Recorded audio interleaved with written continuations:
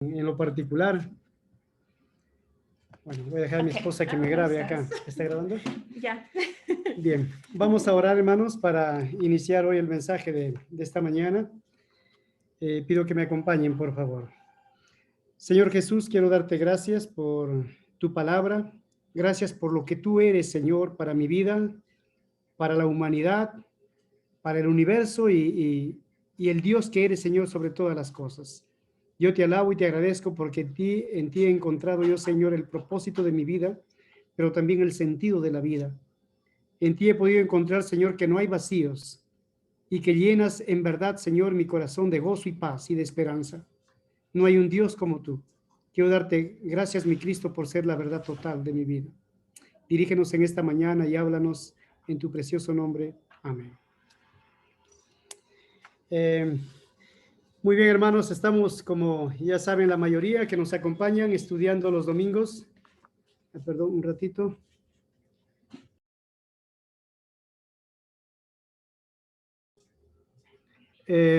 Estamos estudiando, hermanos, sobre las figuras de la iglesia. Cuando alguien quiere definir a un ser, a una realidad, a una institución, pues a veces las figuras nos sirven de mucho porque nos enseñan a darnos mucha luz con ejemplos sobre qué somos y sobre qué es lo que se quiere estudiar. Y en este caso, la Biblia para la iglesia ha dejado muchas figuras, ¿no? Y hoy día vamos a hablar de la iglesia como columna y sostén de la verdad. Y bueno, me viene a la mente, o me ha venido a la mente lo primero en esta reflexión o para este mensaje, sobre Juan capítulo 18, cuando Jesús estuvo allí frente a Pilato, y Pilato le estaba haciendo un pseudo juicio, porque la verdad al final era toda un juicio definido contra Cristo, una aberración contra él que no tenía esperanza de salir librado, pero ahí estaba Jesús todavía dando sus últimas palabras en un juicio no justo, ¿no? Y cuando Pilato le preguntaba, Jesús le encaró y le dijo que él ha venido, acá dice en la palabra, tú dices que soy rey, le dijo, porque Pilato le estaba preguntando, ¿eres tú el rey? Y él respondió, tú dices que yo soy rey. Yo para esto he nacido y para esto he venido al mundo, para dar testimonio a la verdad. Todo aquel que es de la verdad, oye mi voz. A dar testimonio a la verdad. No dice de la verdad, sino a la verdad. Como haciéndonos pensar que hay una verdad en la cual debemos vivir, convivir y creer. Ahora, cuando Pilato escuchó esto, su respuesta fue, Pilato le dijo, ¿qué es la verdad? Yo quisiera preguntarles en un momento, hermanos, también lo mismo, ¿no? ¿Qué es la verdad? ¿Existe la verdad? Pilato representa a un hombre de alguna manera con desvergüenza que ha buscado la verdad sin haberla encontrado. Y así como Pilato, hoy por hoy hay muchas personas que buscan la verdad y no la encuentran, y otros buscan medias verdades en las cuales no encuentran satisfacción real. Pero ¿qué es la verdad, hermanos? Mirándolo desde el diccionario, la verdad tiene que ver en esa coincidencia que hay entre lo que tú afirmas y los hechos, en lo que tú afirmas y la realidad, o en lo que tú crees y tu fidelidad. Si tú crees en algo o en alguien y no eres fiel con ello, entonces no eres verdadero. Ese es el concepto del diccionario, de la verdad. Pero, ¿qué es la verdad en sí, hermanos? Filosóficamente, acá hay una amiga, una compañera que es de filosofía.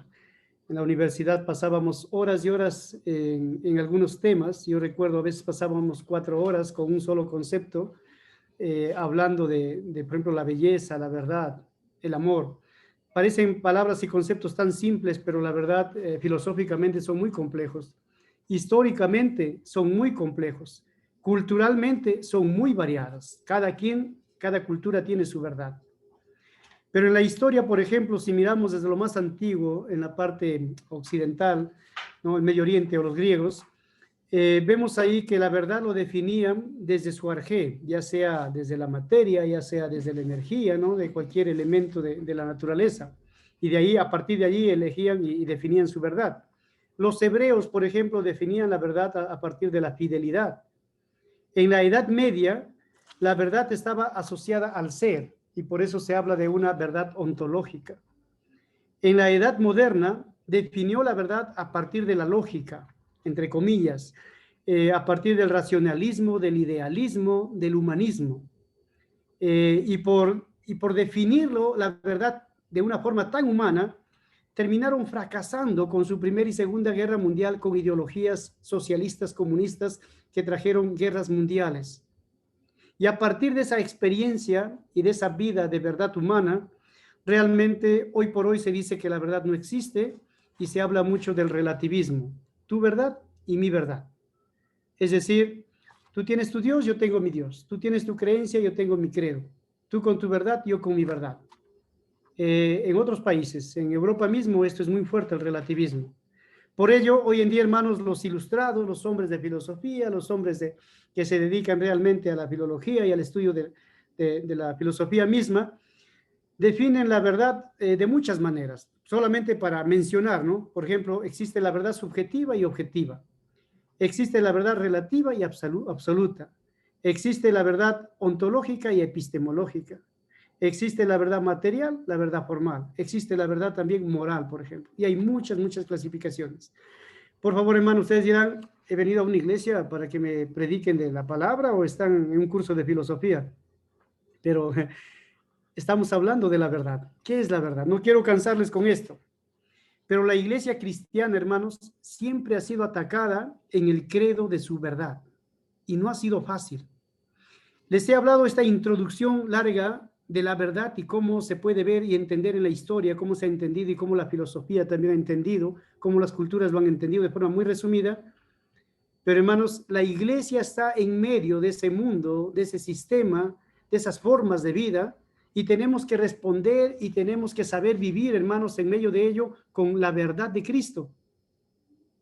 Pero si te vas a predicar de la verdad, personas tendrán sus verdades. Entonces, ¿cómo podemos decir que Cristo es la verdad? Ahora, en la iglesia primitiva, hermanos, fue atacada, por ejemplo, desde que nació la iglesia, fue atacada en sus primeros años con el gnosticismo. ¿Qué es esto? Que las verdades de Dios fueron atacadas por la mezcla de la filosofía griega más la religión cristiana. Crearon el gnosticismo, que decían que Cristo fue una apariencia de hombre, pero que no se hizo hombre. Y esa enseñanza, esa doctrina se enseñó durante el tiempo de los apóstoles. O sea, las verdades del cristianismo, la verdad nuestra y la verdad total nuestra, hermanos, siempre ha sido atacada en la historia. En el siglo segundo de la iglesia, hermanos, la verdad de Jesús fue atacada por las sectas que negaron que Cristo era Dios, por ejemplo, y fueron muy, muy, muy fuertes. En el siglo III fue atacada la verdad de la palabra de Dios y también, hermanos, la deidad de la Trinidad de Dios. Entonces, las doctrinas cristianas siempre han sido atacadas en sus verdades. Por eso Dios levantó a los apologistas de los primeros siglos para defender la doctrina cristiana. Desde el siglo III al siglo XV, por ejemplo, la iglesia fue adulterada porque sus líderes religiosos en el 325 hicieron un matrimonio entre la religión y el Estado, mejor dicho, entre la religión y la política, y fueron creando un sistema de imperio religioso que se alejó de las verdades de la Biblia y fracasaron al final, incluso llegando a perseguir a los propios cristianos. En el siglo XVIII se empezó a matar, hermanos, la verdad y a Dios mismo. Esto se puede ver reflejado en la creación y aparición de las ideologías ateas, pero también en la deserción y en el vacío de las iglesias en Europa y parte de América. ¿Por qué? Porque las verdades cristianas han sido atacadas siempre, a veces han traído consecuencias muy duras, pero en medio de eso la iglesia se ha sostenido, hermanos. Y si quisiera mirar, hermanos, ahora, por ejemplo, en el siglo XX, ¿no? El siglo pasado. El año pasado, hermanos, las verdades de Cristo han sido afectadas al punto que se creó la doctrina liberal alemana, la cual mencionaba, hermanos, que los milagros de Cristo no fueron reales, sino simplemente son metáforas o son mitos que nos ayudan a entender mensajes, pero que realmente no han sido reales. Y esa es una doctrina liberal que ha hecho mucho daño a la doctrina cristiana, hermanos. Luego de ellos vino también la doctrina, por ejemplo, comunista, doctrina cristiana comunista, doctrina cristiana mercantilista, ¿no? Con la prosperidad. Y podría hablar más detalles, hermanos, pero me quedo ahí en resumen del siglo pasado.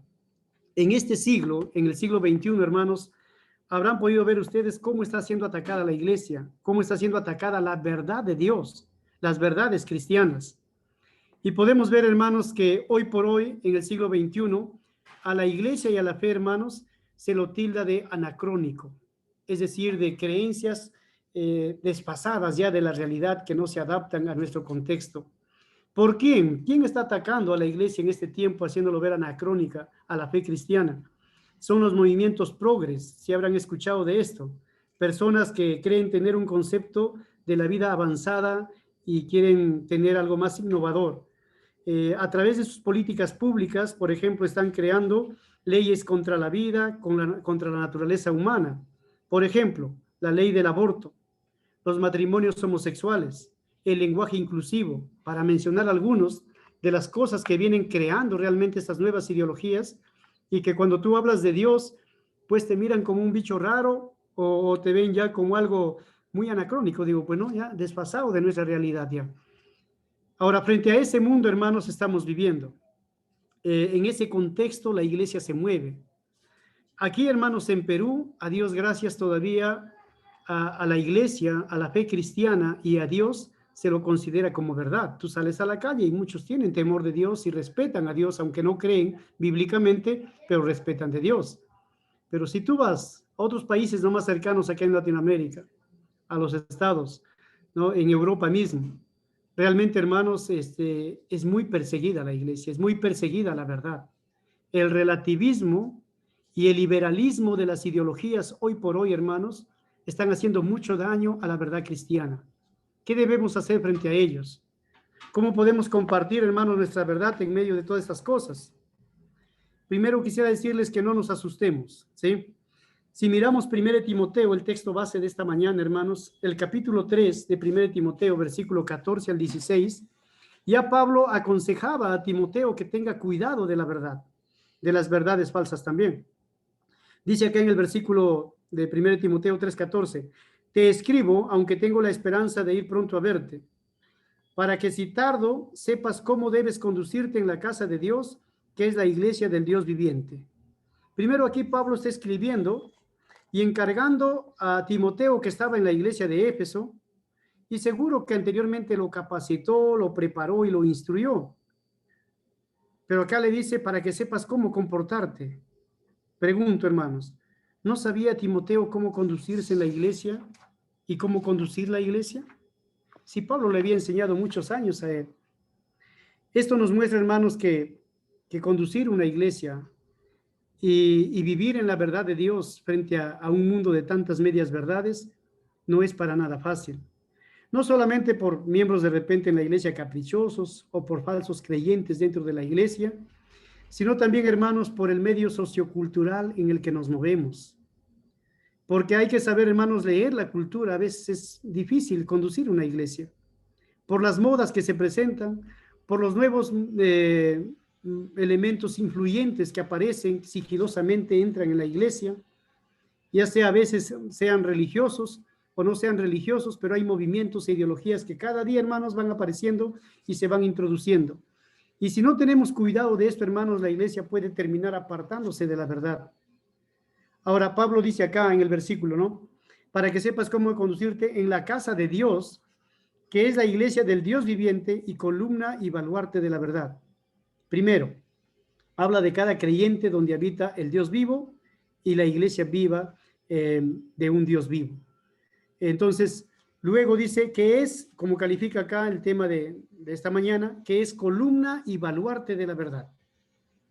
Ese es lo que somos, ese es lo que eres, ese es lo que es la iglesia del Señor. Columna y baluarte de la verdad. Quería presentarnos PowerPoint, pero ya porque no sé manejarlo bien lo dejo allí, pero por el tiempo también.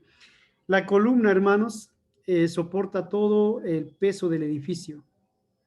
Y cuando habla de baluarte, baluarte es una construcción antigua de los grandes palacios y también los centros que eran de guerra de los militares, eran construcciones fortificadas donde se encontraban dos esquinas, un baluarte. Y en esas dos esquinas había una torre y era fuerte. Ese es el baluarte. Y servía, hermanos, para protección, para defensa, para amparo. de cualquier opositor o enemigo. Entonces, cuando acá está haciendo esta metáfora que la iglesia es la columna y el baluarte de la verdad, lo que nos está diciendo el apóstol Pablo acá a través de Timoteo, hermanos, es que la iglesia como columna sostiene la verdad y da testimonio de ella. Pero también, como baluarte, nos enseña, hermanos, que la iglesia debe defender la verdad de toda oposición. Sé que estoy hablando muchas cosas que de repente para algunos dirán, hermano, hay cosas que no lo entiendo. Pero recuerden esto, tú eres la iglesia y como iglesia eres el edificio y el baluarte. Perdón, la columna y el baluarte. Como columna sostienes la verdad y como baluarte defiendes la verdad. Entonces, ¿cuál es mi tarea y mi responsabilidad? Sostener y defender la verdad. La pregunta de fondo sería, hermanos, ¿cuál verdad? La verdad, hermanos, que está revelada, escúchenme bien, la verdad que está revelada en la persona y en la obra de Cristo Jesús. ¿Qué es la verdad? Sabemos, la verdad es Cristo. ¿Por qué Cristo es la verdad? Porque nos enseña, hermanos, el camino de Dios, la verdad de Dios, la verdad de la vida. Y en este conocer, hermanos, a Dios, terminamos conociéndonos a nosotros, conociendo la verdad de Cristo y conociendo a Dios como verdadero, nos ayuda, hermanos, a nosotros a tener un entendimiento claro de quiénes somos, qué hacemos, cómo vivir en esta vida y hacia dónde vamos. Es decir, le da sentido, le da propósito realmente, hermanos, a nuestra existencia. Por ello digo yo en esta mañana y quiero preguntarte, ¿es Cristo tu verdad total? En el versículo 16, ahí en Timoteo, en ese contexto nos hace un pequeño resumen. Ese versículo 16 de 1 Timoteo 3, los comentaristas manifiestan que era un himno que se cantaba antes, pero que luego fue traducido y usado como palabra inspirada. Y dice ahí el versículo 16 en referencia al Evangelio. Indiscutiblemente grande es el misterio de la piedad. Misterio de la piedad que significa, hermanos, un secreto revelado a nuestra devoción religiosa. Piedad, la devoción religiosa. Tiene un misterio, sí, pero que ese misterio fue revelado. ¿Cómo fue revelado? Ahí lo que sigue el versículo dice, Dios fue manifestado en carne, es decir, que Dios se hizo hombre en la persona de Cristo Jesús.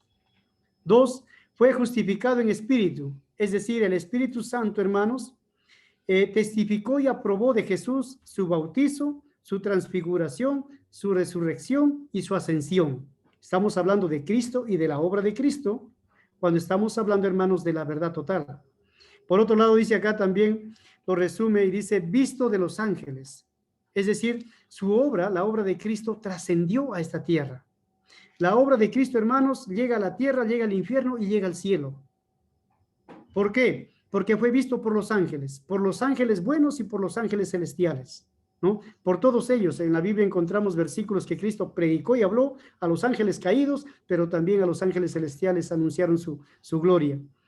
Ahora, la otra parte dice del versículo 16, también predicado a los gentiles, creído en el mundo. El evangelio, hermanos, tiene un alcance mundial, a todas las naciones. No todos van a creer, pero en todas las naciones habrá creyentes. También dice allí, recibido arriba en gloria.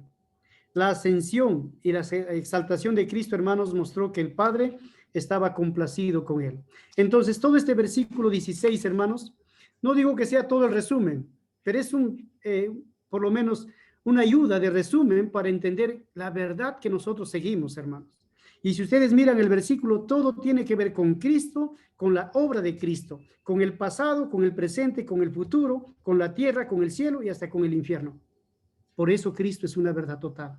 Lo que Él es y lo que Él hace afecta a todos y ayuda a todos.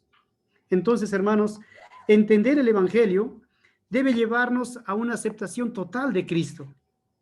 Por eso Juan 14:6, aunque lo repetimos muy rápido, hermanos, pero Juan 14:6 dice, yo soy el camino, dijo Jesucristo, yo soy la verdad, yo soy la vida. Él es el camino, porque hay muchos caminos, pero Él es el camino. Yo soy la verdad en medio de todas las verdades. Yo soy la vida, porque, hermanos, las otras verdades que existen en la tierra no producen la vida, que Cristo produce realmente en nuestros corazones. Entonces te pregunto en esta mañana, ¿es Cristo tu camino, tu verdad y tu vida? Para hacerlo más simple, ¿es Cristo tu verdad total? ¿Es Cristo realmente tu verdad total o una de tus verdades? ¿Por qué digo esto, hermanos? Porque me da pena a veces ver creyentes que por un tiempo siguen al Señor y luego terminan apartados, olvidándose de Cristo siendo su verdad total. ¿Por qué sucede esto de que creyentes se apartan, jóvenes se apartan, creyentes sin compromiso, sin ministerio, sin comunión? ¿Por qué existe esto? Porque no han entendido para mí, hermanos, a Cristo como la verdad total. Por ejemplo, algunas preguntas para meditar en ello. ¿Por qué hay muchos niños que son fieles hasta que llegan a su adolescencia y luego desertan de su fe en el Señor? ¿Por qué hay jóvenes que son fieles hasta que llegan a la universidad y luego se apartan de Cristo Jesús? ¿Por qué hay creyentes muy serviciales hasta que se casan? ¿Por qué hay parejas de esposos creyentes que no tienen compromiso con la obra de Dios? Y podría seguir una lista, hermanos, no estoy pensando en nadie, estoy pensando en la experiencia de la vida de los más de 20 años en el Señor. He visto mis líderes que seguían adelante de mí, ahora viviendo en la vida del mundo. ¿Por qué pasan esas cosas? Porque, hermanos, no han llegado a aceptar el Evangelio, no han llegado a aceptar a Cristo como su verdad total. Si Cristo no es tu verdad total, tarde o temprano vas a terminar, hermano, matrimoniando tu fe con otras verdades. ¿De quién es la culpa, hermanos, eso? Por ejemplo, entre los niños y los padres, a veces de los padres porque no educan a los hijos a amar a los niños, a Dios con todo el corazón, con toda la mente, con todo el alma, con toda la fuerza. A veces a nuestros hijos les empujamos a una religiosidad, les empujamos a leyes, a comportamientos, a exigencias, a mandatos, pero no les enseñamos a pensar en su mente que Dios es la verdad total y que la necesitan en su vida. Tenemos que concentrarnos en ellos, hermano. Nuestros hijos tienen que entender que Cristo es la verdad total y luego que salgan afuera al mundo a vivir en medio de esas medias verdades, pero con la verdad total en su mente y en su corazón, no solo en el corazón. ¿De quién es la culpa que algunos se aparten y dejen a Dios? La culpa de los creyentes mismos, hermanos, porque a veces nos acostumbramos a una mediocridad. Acepté a Cristo, me bauticé, ya comprendí la verdad del Evangelio, nunca más estudio más, ni me profundizo, ni me capacito, lo dejo allí y me quedo con la leche espiritual. Y no sigo avanzando, hermanos, en mi fe, en mi crecimiento espiritual. Yo les animo, hermanos, a avanzar en ello. También puede ser la culpa de la iglesia, porque quizá no capacita, no enseña, no instruye. Y puede ser un problema también. Ahora, hermanos, esto puede sonar una soberbia de repente para algunos, ¿no? Porque ya me he encontrado con personas que me han dicho que esta es una soberbia mía, de decir que Cristo es la verdad total. Porque hay también muchas otras verdades, ¿no? Pero la realidad, hermanos, es que tampoco es un fanatismo decir que Cristo es la verdad total y vivir solo para Él.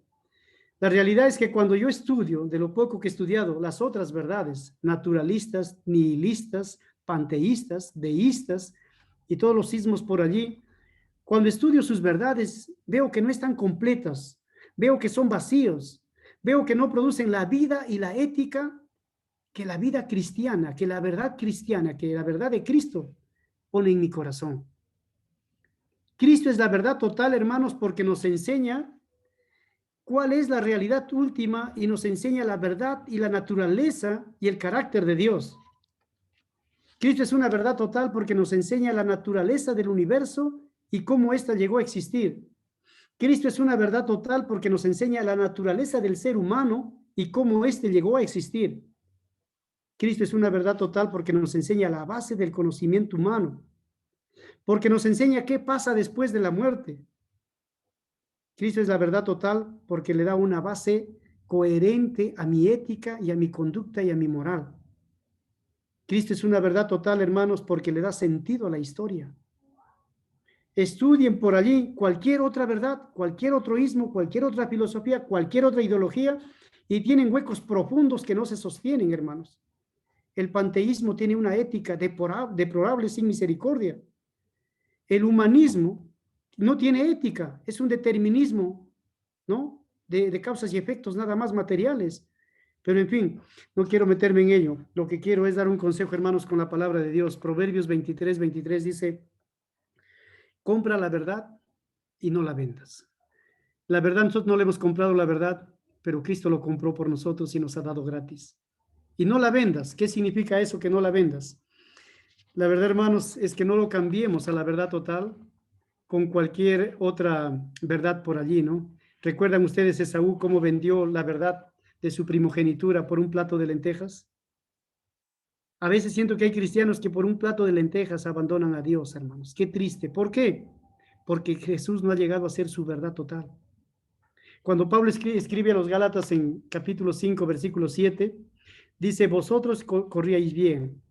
¿Quién les había estorbado? ¿Quién les estorbó para que no obedecieran la verdad? Es lo que Pablo le dice a los Gálatas. Corrían muy bien. ¿Quién les estorbó para que ahora no obedezcan a la verdad? Esto nos muestra, hermanos, que la verdad no es simplemente un conjunto de dogmas en la cabeza.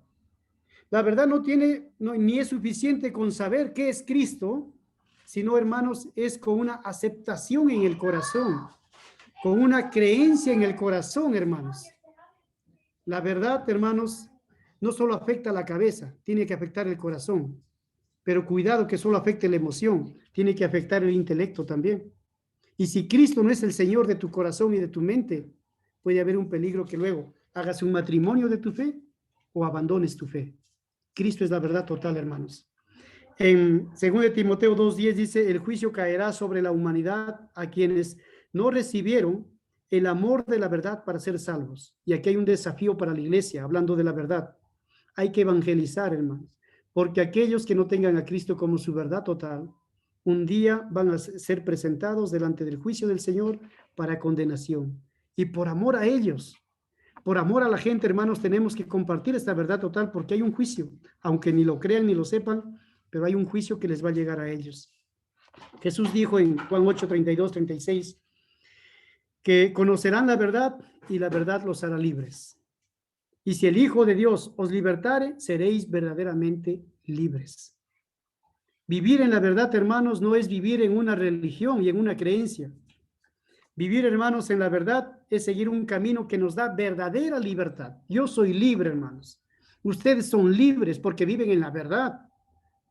Ahora, entonces, ¿somos libres para hacer lo que queramos? Sí, sobre la base del amor del Señor. Ustedes son libres como cristianos de hacer lo que antes no podían hacer. Ahora son libres de hacer todo lo que quieran, sobre la base de dar gloria a Dios. Porque si te apartas de dar gloria a Dios, te estás apartando de la verdad. Antes no. Antes tenías libertad de vivir como quieras y luego terminabas esclavo de algún pecado, de algún vicio. Ahora no. Ahora es libre de hacer lo que quieras sobre la base de la verdad y del amor del Señor. Esa es la verdadera libertad, hermanos. Entonces, mis amados hermanos, comprender el Evangelio es comprender las verdades del Señor. Mi pregunta ¿es Cristo tu verdad total? ¿O es Cristo una verdad para ti? ¿La fe cristiana es una verdad o es tu verdad total? En conclusión, hermanos, ¿cómo comportarnos en un mundo lleno de falsas verdades o de medias verdades? En 1 de Pedro capítulo 3, versículo 13 en adelante dice lo siguiente: ¿y quién es aquel que os podrá hacer daño si vosotros seguís el bien? Mas también si alguna cosa padecéis por causa de la justicia, bienaventurados sois. Por tanto, no os amedrentéis por temor de ellos, ni os conturbéis. Este mundo dinámico, hermanos, lleno de ideologías, lleno de filosofías ateas, gnósticas, agnósticas, es una lucha, hermanos, para nuestra fe, para nuestra verdad. Pero dice acá, no os amedrentéis ni os conturbéis. Dos cosas claras nos dice acá en el versículo 15. Lo que debemos hacer es santificar a Dios el Señor en nuestros corazones. Es decir, vivamos el Evangelio en nuestra práctica. No seamos ideología, seamos vida, misericordia, amor al prójimo. Anunciemos de Cristo, de la verdad total, hermanos. Vivamos el Evangelio en la mente y en el corazón, en la práctica diaria. Y luego dice la segunda parte y el último del versículo, y estar también siempre preparados para presentar defensa con mansedumbre y reverencia ante todo el que os demande razón de la esperanza que hay en vosotros. estar siempre preparados para presentar defensa de aquellos que dudan o nos demandan razón de nuestra fe. Que Dios nos ayude, hermanos, y nos desafíe con esto. Recuérdalo, eres columna y baluarte de la verdad de Dios. Eres el que sostiene y el que defiende la verdad total de Cristo. ¿Es Cristo tu verdad total? Vamos a orar, hermanos. Bendito Dios, yo quiero darte gracias por esta tremenda responsabilidad, Señor, que has puesto en mi vida, porque soy tu iglesia viva. Ayúdame, Señor, a sostener esta verdad en mi mente y en mi corazón, pero ayúdame a defenderlo con mansedumbre, Señor, y reverencia a ti, de esta verdad que la gente necesita y que no la conoce. Ayúdanos, Padre, a influir en un mundo de necesidad, un mundo que se quiebra en su ética, Señor. Un mundo que se denigra, Padre, con sus ideologías liberales. Yo te pido que nos ayudes a sostener la verdad tuya, Señor, en nuestro corazón y también en nuestra boca. Ayúdanos, Padre, en verdad, a creerte firmemente y a sostenernos también sabiendo que tú eres nuestra verdad total. Enséñanos esta responsabilidad como iglesia y ayúdanos a testificarlo. En el nombre de Cristo Jesús. Amén. Gracias, hermanos. Que Dios les bendiga.